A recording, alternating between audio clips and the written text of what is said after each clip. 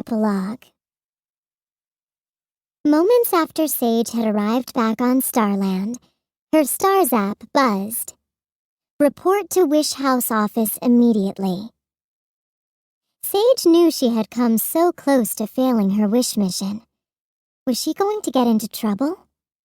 Would she be kicked off the Star Darlings team? Was it proof that Vivica was right? That she was never supposed to be at Starling Academy in the first place? Her stomach was in knots with worry, even though everything had turned out okay at the end. Still, despite her nervousness, a feeling of peace came over Sage as she walked down the hallways of Starling Academy. Sage hadn't realized just how much she had missed Starland.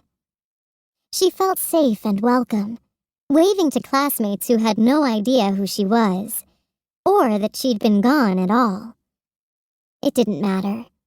She was just happy to be back, no matter what the consequences. "Miss Sage," said a funny voice. Sage looked around the empty hallway. Was she hearing things?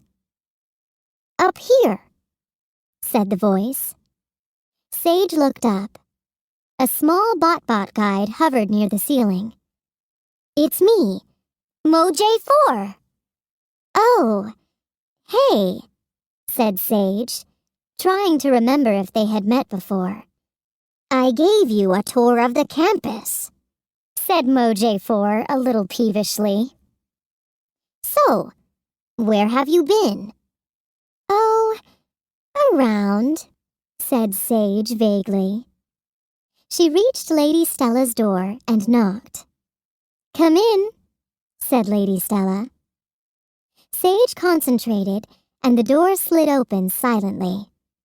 "Nicely done," said Moj4 admiringly. "I'll see you around, Miss Sage." "See you," said Sage. Pushing open the door, Sage spotted the other 11 Star Darlings seated around the table, all studying her curiously, except for Cassie, who gave her a wave and a huge grin. "Welcome home, Sage," said the headmistress. "Congratulations on a successful mission." And then, all her fellow Star Darlings gave Sage a standing ovation. "Really?" said Sage incredulously. "But I almost totally messed up." Lady Stella shook her head. "Sage, what you did was incredibly brave. You went on a mission to an unfamiliar world. Of course there were going to be glitches." She smiled. Sage breathed a sigh of relief. "Star salutations," she said. "But I want to thank Tessa for coming down to help me out." "You fixed it all by yourself," said Tessa. The headmistress held the wish orb and beckoned Sage to come closer, then solemnly placed it in her hands. Sage held the wish orb in her hands. Its glow became more and more intense. "Look," said Vega. "Something is happening." To Sage's delight, the orb began to transform into a lavender bohemonella, a luminous flower whose head hung like a lantern from its stem. It glowed with a soft light, and stardust drifted down from the blossom in a delicate cascade. "It's beautiful," Sage breathed. "It is," agreed Lady Stella. "And from now on, this will be your personal wish blossom."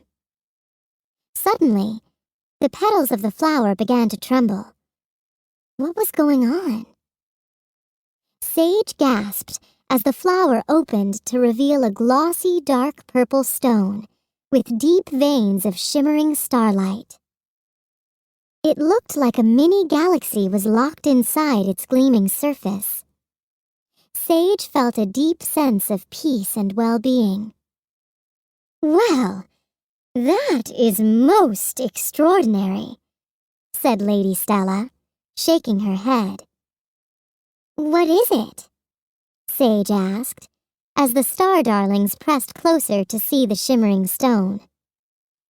"All in due time," said Lady Stella. Sage thought the headmistress looked surprised, pleasantly so.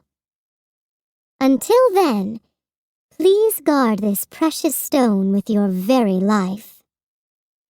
Sage took a deep breath and looked around the room at her fellow star darlings, enjoying her moment in the spotlight. And she wondered which one of them would be next. Sage lingered in Lady Stella's office after the room had cleared. "Can I help you with anything, Sage?" Lady Stella asked kindly. "I was wondering, I heard that that someone told me." Sage hemmed and hawed, unable to ask the headmistress the difficult question. "The answer is no, Sage," Lady Stella answered. "You were admitted on your own strengths. No one helped you." Sage grinned. "Star salutations, Lady Stella," was all she could say. "Star salutations." Sage still couldn't shake the feeling that there was a look of concern on Lady Stella's face, and she hoped that she hadn't disappointed her in any way. But Sage practically skipped the whole way back to her room. She placed her hand on the scanner, and it glowed bright blue. "Welcome home, Sage," the voice said, "and congratulations on a job well done." Sage stepped inside.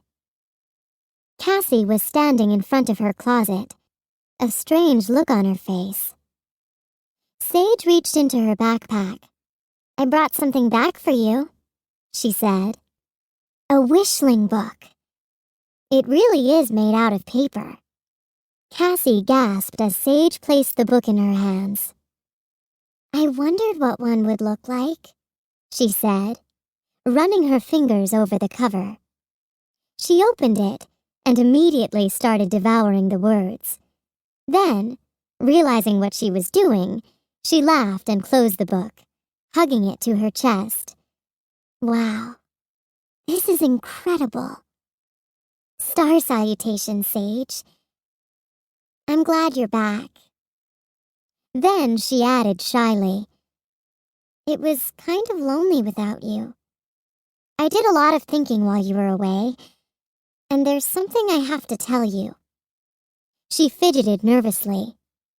"Do you want to tell me about your pet gopher?" Sage asked with a smile. Cassie's eyes widened.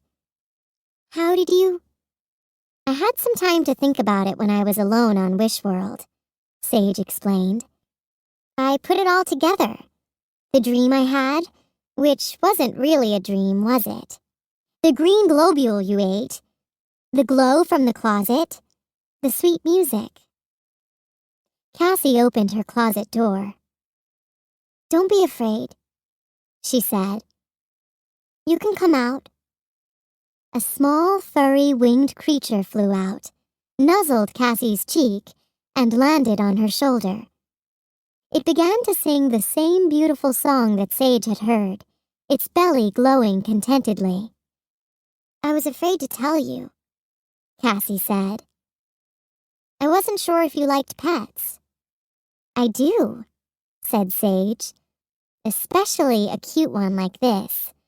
What's his, or is it her, name?" "Biddy," said Cassie, blushing. "She was my mom's when she was little," she explained. Cassie lowered her eyes. "She really means a lot to me. Are you sure you're okay with this? Starling Academy has a no-pet policy, you know." "It does?" said Sage. "It's in the student manual," Cassie explained. At Sage's blank look, she added, "You said you read it." "I must have skipped that part," said Sage. Cassie giggled as the gopher took off and landed on her head. "I hate to break the rules, but I'm so homesick, and Biddy would be miserable without me. She smiled at her roommate. I'm so glad you know. You can take care of her when it's time for my mission. Absolutely, Sage said with a yawn. She got herself ready for bed in record time and slipped underneath the covers. So, tell me all about it, Cassie said, her eyes shining. Everything that happened, what the girls were like, exactly what the wish was, what kind of clothes did they wear? Everything. The Gopher began her evening song. It was sweet and gentle and calming.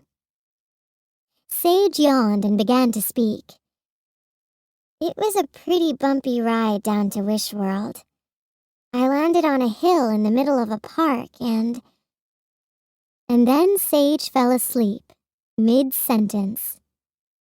Her story would have to wait until tomorrow.